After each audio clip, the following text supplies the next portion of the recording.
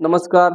आम आदमी पार्टी पुणे शहर झोपडपट्टी प्राधिकरण, झोपडपट्टी पुनर्वसन प्राधिकरण, गृहनिर्माण विभागाअंतर्गत शासन निर्णय काय पारित झालेले आहेत.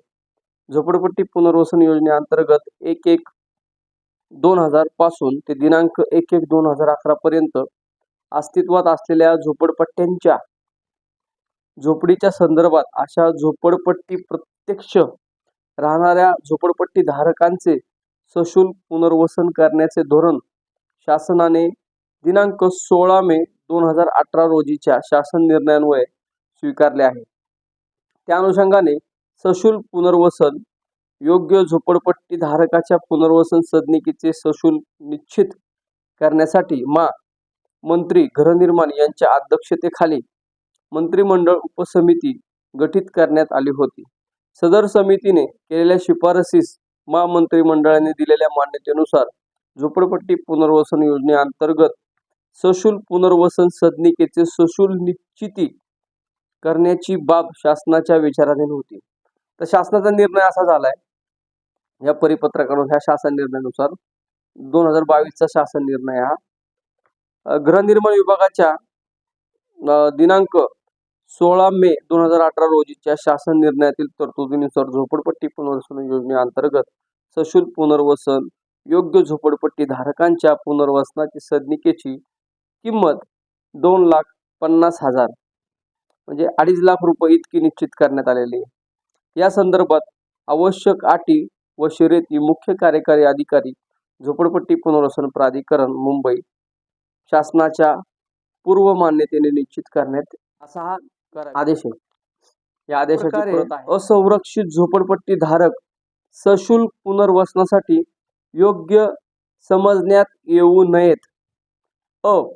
एकाच कुटुंबाचा घटक असल्याने व अशा कुटुंबातील अन्य सदस्य 16 मे 2015च्या शासन निर्णयानुसार पात्र ठरविले असल्याने अपात्र ठरविणे झोपडपट्टी धारक.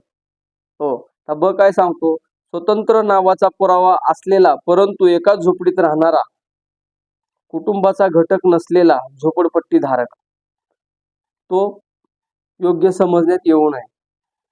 स्वतंत्र झोपडपट्टी अस्तित्वात असल्याचा कोणताही स्वतंत्र पुरावा नसलेला अन्य झोपडपट्टी धारक आणि बंद झोपडी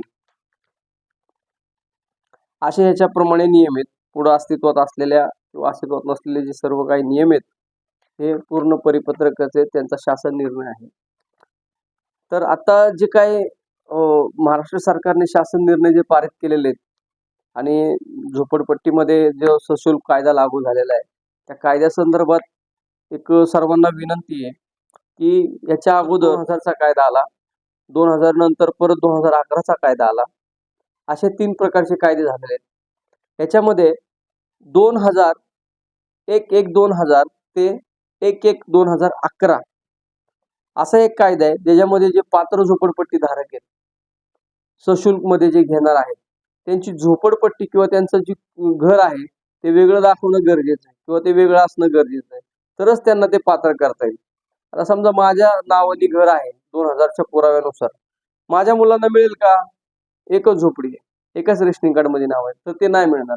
त्यांनी तर स्पष्ट म्हणलेलं आहे की 16 मे 2015च्या शासन निर्णयानुसार पात्र ठरलेले असल्याने अपात्र ठरणारे झोपडपट्टी धारक, एकाच कुटुंबाचा घटक असल्याने व अशा कुटुंबातील अन्य सदस्य जे सशुल्क मागतील. आता मूळ मुद्दा असा होतो जे आपले संचालक मंडळ आता लोकांची दिशाभूल करून 120 ते 150 लोकांची नावं सोबत घेऊन अपिलाचे फॉर्म भरतायत. त्या अपिलाचे फॉर्म भरणं ही दिशाभूल करणं, नागरिकांची फसवणूक करणं. मला सांगणं सगळ्यांना विनंती आहे